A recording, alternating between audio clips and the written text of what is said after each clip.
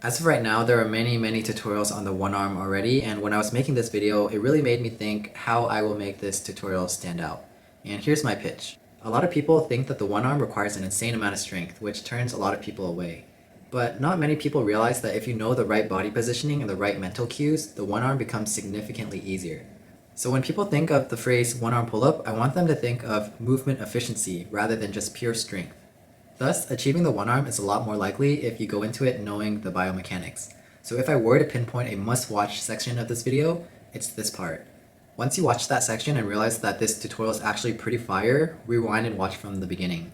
There's not a lot of videos on my channel that I'm very proud of, but this one is an exception and I hope you enjoy. I think for many situations, someone who is slightly better than you at a particular skill might be the best teacher for you. That's why right now, right after learning the one-arm chin-up, it is the most useful time that I could be making this video. If I was a calisthenic expert 3 to 4 years after achieving my first one-arm chin-up, I don't think I will remember much of the things that were most useful to me in learning the one-arm.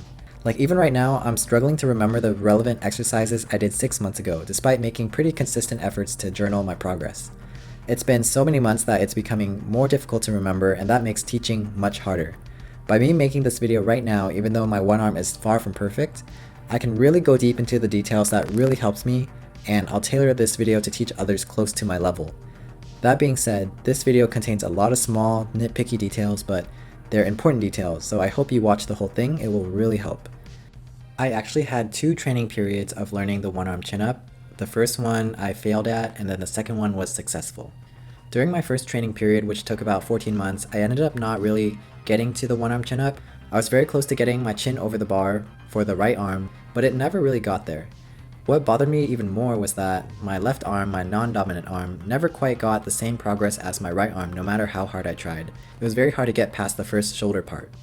And because I was working on it for so long, I kind of got frustrated and quit. The resource I mainly used during this training period was this video by Cameron Horst where I followed it pretty closely. His method is broken up into 3 progressions. The first progression is 5 sets of 5 weighted chin-ups, and you're supposed to progress to being able to pull about 1/3 to 1/2 of additional body weight. I worked on that, and that progression was pretty easy even though it took me a couple months. The next progression is you do 3 sets of those same weighted chin-ups, and you also add 3 sets of one-arm slow negatives, taking about 3 seconds to descend. I made it through that progression, and then the third progression is 3 sets of assisted one-arm chin-ups for 3 to 5 reps.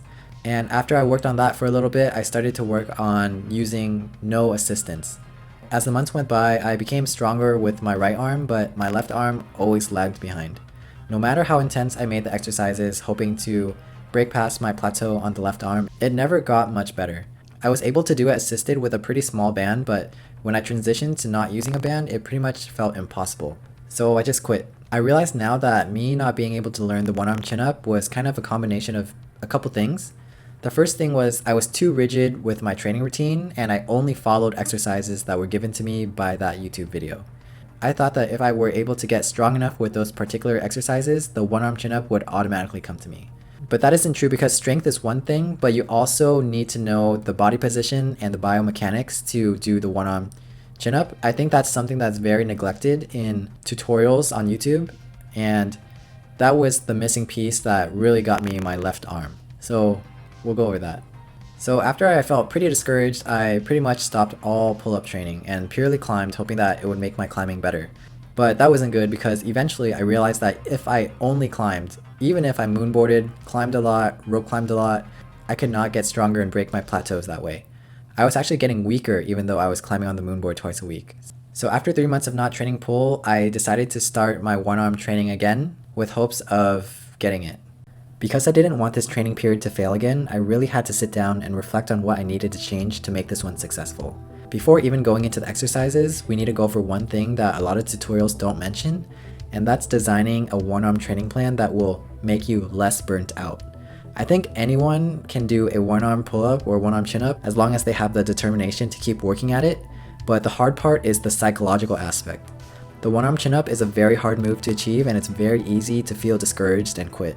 For many sessions, you will just fail and fail and fail, and the way I tried to not burn myself out is by training it only once a week. A lot of tutorials mention training it twice a week, But I knew that if I put it on myself to train 2 days a week and I have an exam project that makes me miss one of the 2 sessions, it's gonna stress me out, I'm gonna feel discouraged, and I'm just gonna quit. Plus, I never found it practical because I never wanted to be sore all the time to the point where it affected my bouldering too much. So if you really want a one arm, you have to engineer a plan that will keep you from getting discouraged, whatever that may mean to you, and that's why I only trained it once a week. And if I ever wanted to train it twice a week, it was just because I was extra psyched that week for some reason, and I just wanted to do it. From what I think, you can get a lot stronger by training it twice a week, but it just was really hard to balance with climbing and school and everything. Similar on that topic, I think doing things that will simplify your workout will make it less likely for you to feel burnt out as well. Like, as soon as I got to a certain point, I stopped doing weighted pull-ups entirely in my training because I hated lugging around the weights. A lot of tutorials suggest using a pulley system to be calculated in how much assistance you need, but no one tells you how cumbersome it is to set up and just adjust, so eventually I cut that out too. In retrospect, I can confirm that the pulley is totally not necessary. And lastly, I think investing in a good pair of workout gloves kept me going on my one-arm pull-up journey because sometimes, with how many reps you're doing hanging from the bar with just one hand, it can make your calluses very sensitive and painful. Workout gloves remove that pain factor, so I was able to work towards my goal with less pain, and with less pain, you just don't hate doing it as much. The next high yield point is I also decided to dedicate this whole year to learning just the one-arm chin-up and no other skills besides climbing. Of course, I wanted to learn the splits and learn other calisthenic skills, but the more you do that, the more you allow yourself to put all your resources in different directions, and you won't be able to focus and go far in one. I know some of you want the front lever, but it's not practical to train both the one-arm pull-up and the front lever at the same time because they compete for similar muscle groups, and it's just way too fatiguing. The only thing I can say is that the one arm is a lot more applicable to climbing than the front lever, so if you're deciding between the two, go for the one arm first and then learn the front lever sometime later. And the last and most important concept I'm going to give is that no tutorial is perfect. I think what a lot of people do wrong when they learn the one arm pull up is that they get too fixated on certain exercises given to them by a particular tutorial, and that's what happened to me with Cameron Hurst's tutorial. It's okay to do that if you see yourself making progress, but the bad thing is to be too fixated when you're plateauing. And when I was plateauing with Cameron Hurst exercises, I kept doing them. I never thought of doing other exercises that will probably help me break that plateau. I thought that if I just persevered, I would eventually break those plateaus, which was not the case. What I found most helpful in my one-arm journey is that whenever I felt myself plateauing, even if it was just as little as 3 weeks, I realized that it was most likely because I needed to switch up something in the training. Like with the weighted pull-ups, I realized that it needed to be experimented on. Either I add another exercise or I just switch exercises completely to get better stimulus. And that is very important. Whenever you find yourself plateauing, it's most likely because you're doing the same old thing, and simply switching up the type of exercises you do might just be the simple answer to breaking the plateau. So now I'm going to talk about my successful training period where I actually learned the one arm on both my right and left arm. I'm going to show clips of my longitudinal progress, tell you what exercises I did, and gave commentary on the relevant details. During this training period, I tried my best not to follow any tutorials and mainly made my own training plan from what I already knew. That way I can better add or subtract appropriate exercises to my current strength at that time. Because I didn't train pull for about 3 months, I basically had to build up my strength again. I took 1 full month to regain my weighted pull strength, but different from back then where I did weighted chin-ups, I switched to doing weighted pull-ups, like with a pull-up grip. At the time, I thought it was a good idea because the grip targeted my lats more and was more specific to climbing in general. In retrospect now, after I achieved the one-arm chin-up, this is a better exercise because the initiation movement of the one arm mimics the body positioning of the pull-up grip more than the chin-up grip. More on biomechanics later though. For the whole month of November, I worked on building up my weighted pull-up strength. I started around with 50 pounds added extra weight, but by the end of the month, probably because I was already working with weighted pulls before, I was doing 5 sets of 80 pounds plus body weight for 3 to 5 reps. And I mentioned 3 to 5 because I would aim for 5, but usually would only make it to 3. And that's a good way to get stronger because you want your attempts to actually go to failure. If you can do 3 reps and you only plan to do 3 reps, sometimes you're not training to your complete limit because you're not trying to push past that point. So that's why I planned for 5 reps, but usually I would only get to 3 reps. The next month my training changed, so I dropped the amount of sets for the weighted pull-ups to 3 sets, and I also added 3 sets of 5 assisted band pull-ups. This time my main focus was to try to do all 5 reps completely, meaning that if the subsequent reps were getting too hard, I would either hold the band higher or pull harder to get close to completing 5 whole reps.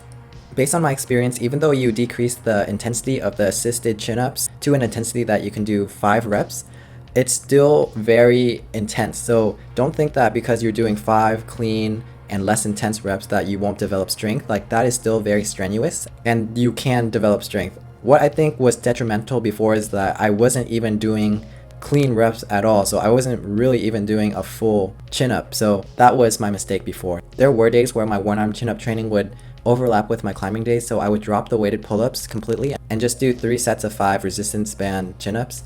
This was mainly because I didn't want to get injured by doing too many of certain exercises, but I did note in my journal that because I did skip my weighted pull-ups for about 2 weeks or 2 sessions, they did feel weaker when I started to do them again, but that was expected. To prevent skipping exercises, I would dedicate 1 day per week where I would not climb just so I can train the one arm. After noticing that I was getting more comfortable with the assisted chin-ups, I changed one of my assisted chin-up sets to 1 set of 3 negatives. I did it very gradually by only doing 1 set at this time. Because negatives are known to be straining, I always did them when I was very warm and not too fatigued. So I would do them after my sets of weighted pull-ups, but before the sets of assisted bands. The only thing I would change here is for the second and third rep, I would use my other hand to assist the descent of the negative because they were quite fatigued for the first rep, especially when you're trying out negatives for the first time. After learning the one arm, negatives were hands down one of the best exercises that I used throughout my progression because I think it was the exercise that helped me get higher on the one arm attempts and overall push my plateaus. That's why I don't agree with Geek Climber who says that you should stop training negatives for the one arm. I think it's cool that he makes all these videos about the one arm pull up, the one arm chin up, but in my opinion, getting it on the right arm is so much easier than the left arm, and his videos never show him doing it on the left arm. I just don't think he's gone through the entire process to make such bold statements about negatives, and I know from personal experience that negatives are very helpful. You just need to be adequately warm to reduce the risk of injury, so before even attempting any negatives, I would advise doing around 4 to 5 sets of different pull-up variations.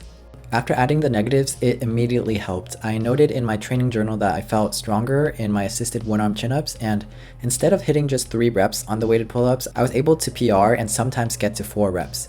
This was also around the time where I started to do one-arm chin-up attempts, but I felt like all of the previous strength exercises didn't translate too well in the very beginning. I thought that I needed more stimulus, and I decided to bump up the amount of sets of negatives from 1 set to 3 sets. The session after changing my sets of negatives to 3 sets, my negatives got significantly better. Like, I would try to hold the negative at the top for as long as I can, and honestly I thought it was so cool how long I could hold it for. And additionally, I also started to see more strength in my one-arm attempts. But I suggest not doing 3 sets until you gradually warm up to it, so start with 1 set first and see how your body feels. At this point, I felt like I could get past the initial scapular part, which was the first half of the one-arm chin-up, but the second half was too much. I felt like the first part already drained me enough that I couldn't do the second half. My one-arm attempts kind of plateaued at this level for about 4 weeks, so I knew I needed to change something. I thought that not being able to complete the second half of the one arm was basically a bicep issue.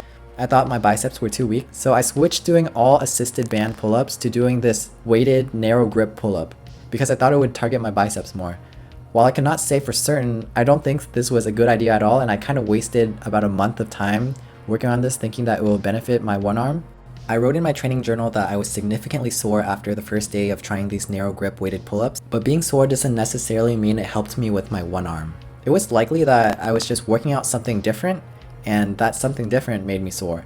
It was also at that point where I realized I was doing 6 sets of weighted pull-ups per session and I absolutely hated it. I questioned if it was actually necessary. I was never really making any more progress in increasing the weights that I was pulling up, so I was considering stopping weighted pull-ups completely because I just hated lugging around all the weights. While my one arm did get better inch by inch, I think it was most likely because I stayed consistent with my one arm negatives.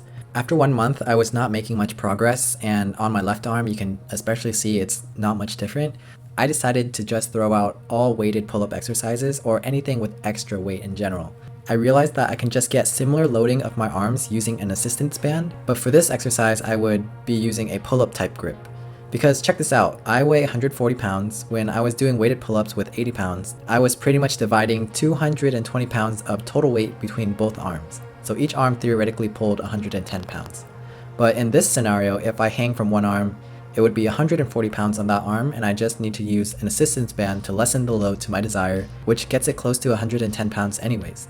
The big idea is that these two exercises are very similar, but I have the benefit of not having to lug around any heavy weights.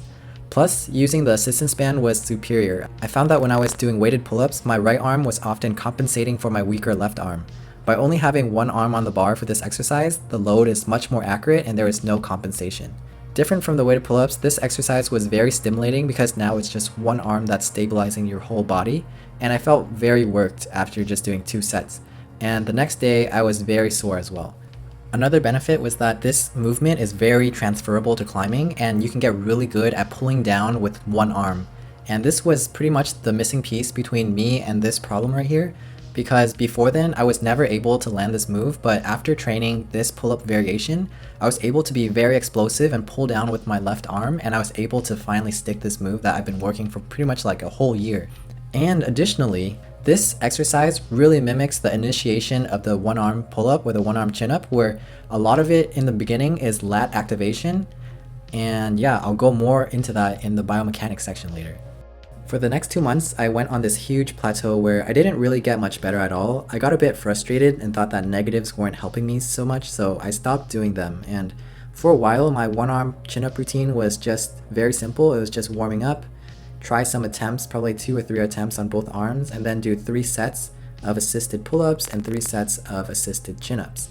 But from what I can observe from my footage, taking out negatives did lead to some loss of strength in my left arm, so probably shouldn't have done that. It's a recurrent theme, but negatives are very valuable in your toolbox to learn the one-arm chin-up. I didn't reintroduce negatives until August, but after reintroducing them, I got the left one-arm chin-up the next week.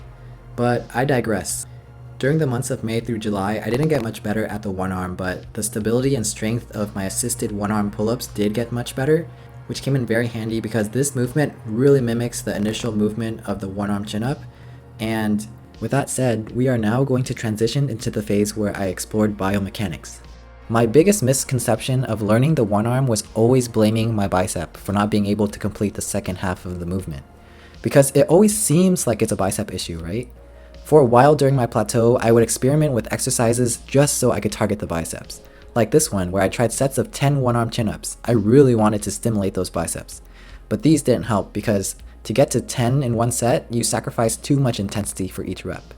I also tried these negative exercises where I would lower halfway and try to get back up, which really didn't help much either. Lastly, I tried this exercise where I would assist myself for the first half of the one arm just so I can finish the second half without assistance. Basically all these exercises trying to target the biceps, but none of them helping with my plateau. Why? Because at this point, I already had the baseline strength for a one-arm chin-up on both arms. I just didn't know how to use that strength. After finally achieving the one arm and reflecting, my refined way of thinking is that the second half is so hard because we expend all of our energy on the first half. Let me repeat again. The second half is hard because we use all of our energy on the first half. For many beginners, getting past the scapular portion uses all of their energy. It leaves no juice for the second half. Like, look, if I assist myself just to get through the first half, I can pretty much do the second half fine. It sounds counterintuitive, but to get through the second half of the one arm, you need to first improve the movement of the first half. You need to make it more efficient, and that comes with exploring biomechanics. I got this idea after watching Alex Migos' story. Notice how much he angles his body at the beginning of the one arm. His left shoulder moves all the way back and then it moves forward throughout the movement. After some trial and error, I was able to replicate this and found that the best body position to start out the one arm is angling your chest 45 degrees relative to the bar. Notice as I initiate the movement, my chest is pointing to 45 degrees. This really makes the bottom portion very efficient and you expend very little energy. You do not need to keep the 45-degree angle throughout the whole movement, ideally just the bottom 1/3 or 1/2. I used to always initiate my one arm with my chest parallel to the bar, and this is much more difficult. Not to mention, it just makes my shoulder feel weird, like something is not aligned right. It takes a few sessions to get used to, but this position is what I found to be the most efficient thus far, and you can really initiate the one arm with relatively little kipping compared to if you initiate with the chest parallel to the bar. When I made this realization, I started to see it everywhere. Like, notice how Sean Bailey initiates the one arm. He hangs off an 8mm edge, so of course he needs to be pretty stable on the way up. Because the 45-degree position is so efficient, he gets up with no kipping at all. And then I saw Emil's one arms, which shows the same concept, the same 45-degree positioning.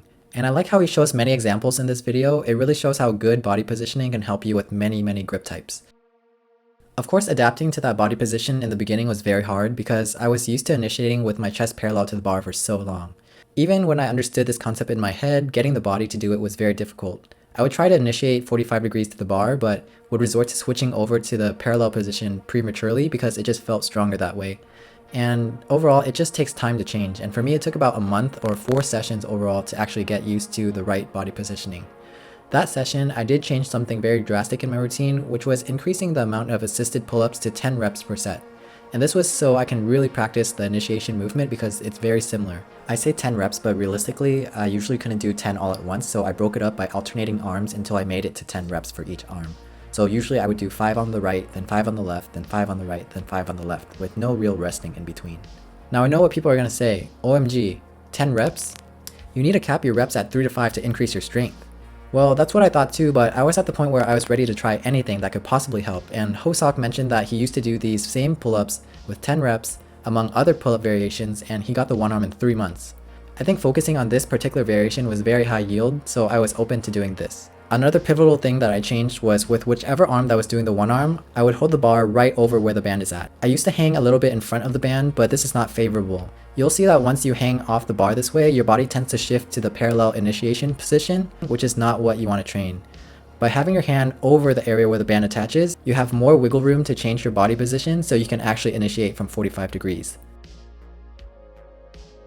Like I said, in the beginning it's very hard to adapt to initiating at 45 degrees, and it took me about a month or 2 to get used to. I think one thing that slowed my progress was that I was always trying to complete a one arm while trying this new movement out, but given that you're realistically learning this motion for the first time, it's better to just do the motion and not be too concerned about completing the whole one arm. Like for this session, I didn't focus on one arm attempts, I mainly worked on trying to get up as high as possible while still retaining the 45 degree angle. Like I was trying to replicate the motion of an assisted band pull-up because that's truly what the movement feels like, except you're not facing 90 degrees relative to the bar, you're supposed to be at 45 degrees. That session I also made some changes, lowering the reps of assisted one-arm pull-ups and re-adding 3 sets of 3 negatives because I felt like I just needed a bit more strength for the next session. And that next session I was able to keep the 45 degree positioning very well and pretty much got the one arm on my left arm. Whoa! My body was 45 out that way, and I also leaned a lot more backwards. Somehow I just like pushed through so easily. What? By getting better at initiating, I was able to become more efficient, and my right arm literally got boosted from doing just one arm to 1.5. But the sad thing is, for a long time, my left one arm never came back. I felt as if the successful attempt from earlier was a major fluke, and for many sessions ahead, I couldn't figure out why. Because I was getting stuck at the second half of the movement, I was starting to think that it was a bicep issue again, but it's not. Eventually, after a whole month of trial and error, I figured out that if you focus on engaging or flexing this scapular portion during the second half of the movement, the second half of the one arm gets immensely easier. It just makes a lot of sense because before I was never really able to hold a lock off at the top of the bar with my left arm as long as my right arm. I always wondered why, and just really engaging with the scapula was the immediate answer to solving this problem. It just took me so long to figure that out. So those are really the 2 cues that I use to do the one arm. First, initiate with the chest 45 degrees relative to the bar, and second, really engage with your scapula when finishing out the movement. These cues really allowed me to be more consistent with my weaker arm. Once you can finally do it with your weaker arm, I can tell you from experience that you shouldn't beat yourself up if you can't do multiple successful attempts per session. It first started out with just 1 successful attempt, and the next session it was 2, and the next session it was 3, and it gets better over time. You just have to let your body adjust. But yeah, that was pretty much my one-arm journey. After going through the whole process, I do have a recommended training progression. I don't really like prescribing exercises because, as you can see, my workout did always change as I tried to adapt it to my strength per that session, but this is something that you can loosely follow. For phase 1, it's acquiring baseline strength. Work on weighted pull-ups to get to about adding 50% of your body weight. Try to do 5 sets of 5 with increasing weight along the way. I would guess that the weights should translate well to the chin-up grip as well. For phase 2, don't use weights anymore, it's too cumbersome. Do 3 sets of assisted pull-ups because they're pretty much the same thing, and try to work your way up to 10 reps. Like I said, you don't have to do 10 reps all at once. You can do 5 on the right, 5 on the left, and switch to 5 on the right and 5 on the left. Also add assisted chin-ups. Again, for chin-ups, make sure you hold the bar where the band is at and really learn how to pull with the chest at 45 degrees. really learn how to initiate from 45 degrees from the get-go. And lastly, try to experiment with negatives. I would start with one set of 3 negatives first and see if you can add more on if you would like. You want your descent to last about 3 seconds for good stimulus, so if you find yourself falling too fast, minimally use the other arm to assist you to get to 3 seconds. And when it feels appropriate, transition to phase 3, which is not too different, except for these sessions, you are going to try one-arm attempts a lot more. I usually do 2 or 3 one-arm attempts on each arm per session because any more, I feel like I'm just getting weaker at that point.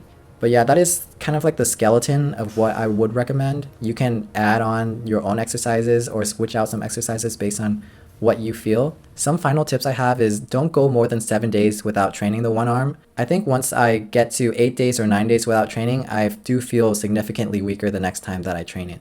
Next is if you're using creatine, stay very consistent with your creatine dosing. For me, one big mistake is that I used to just eyeball how much creatine I was taking by just looking at the spoon and seeing how much creatine was on the spoon.